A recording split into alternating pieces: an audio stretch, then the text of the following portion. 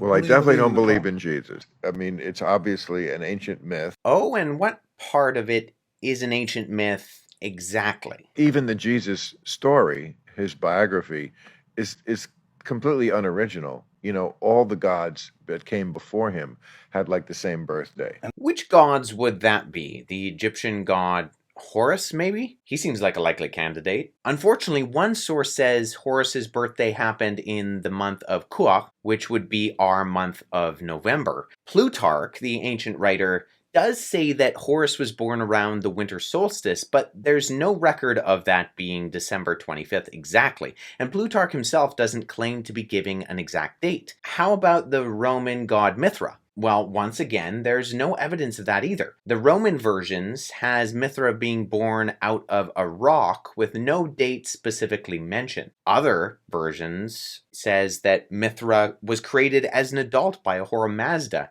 and once again has no birth date specified. What about the Greek god Dionysus? Unfortunately, we're 3 for 3 with no specified birthday mentioned for Dionysus either. In fact, you can go down the list, and the only mention of any celebration, birthday or otherwise, taking place in the ancient world on December 25th is the Roman festival of Sol Invictus.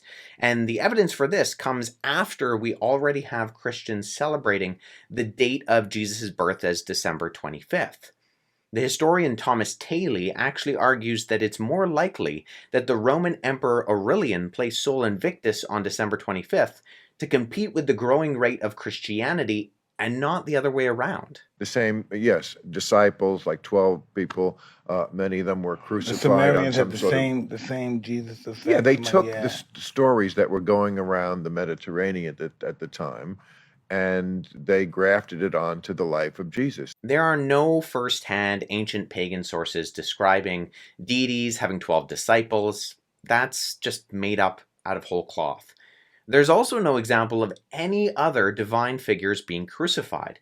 Crucifixion was a terrible, dehumanizing, and humiliating death. It was reserved for the lowest of the low within Roman society. The Roman orator Cicero even says it's vulgar and unbecoming to even say the word cross. The whole point of Jesus' death was that it was humiliating. That's why Paul says in 1 Corinthians 1:23 that the cross, specifically the Son of God suffering on the cross, is foolishness to the Greeks. There were no stories for them to graft Jesus onto because the story of Jesus was unequivocally unique to any others during the ancient world. There were lots of religions at the time. Of course, there are many that preceded Christianity. The reason Absolutely. why that one caught on is because partly is because they grafted these familiar elements onto it, like his birthday, Nope, been there, done that.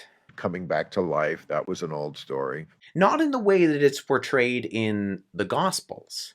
In fact, the Greco-Roman world held to the position of what has been referred to as substance dualism.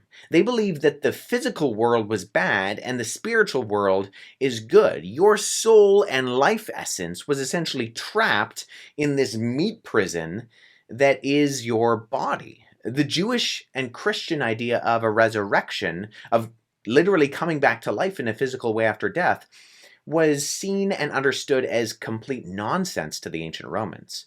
We even have a picture of this when Paul is preaching to the Greeks at Mars Hill in Acts chapter 17. The Greeks are tracking with Paul right up until he mentions resurrection.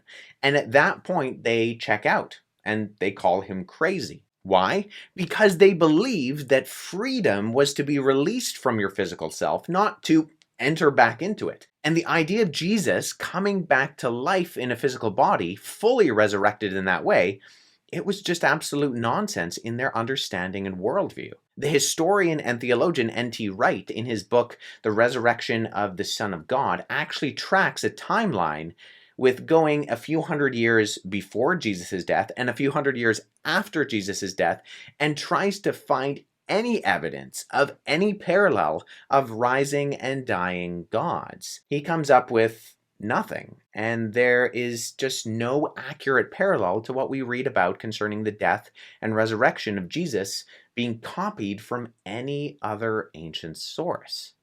I mean, there's some very interesting uh, scholarship done on this. You know, there is some very interesting scholarship done on all of this. But, Bill, and I mean this with all the respect I can muster, you don't seem to have read any of it.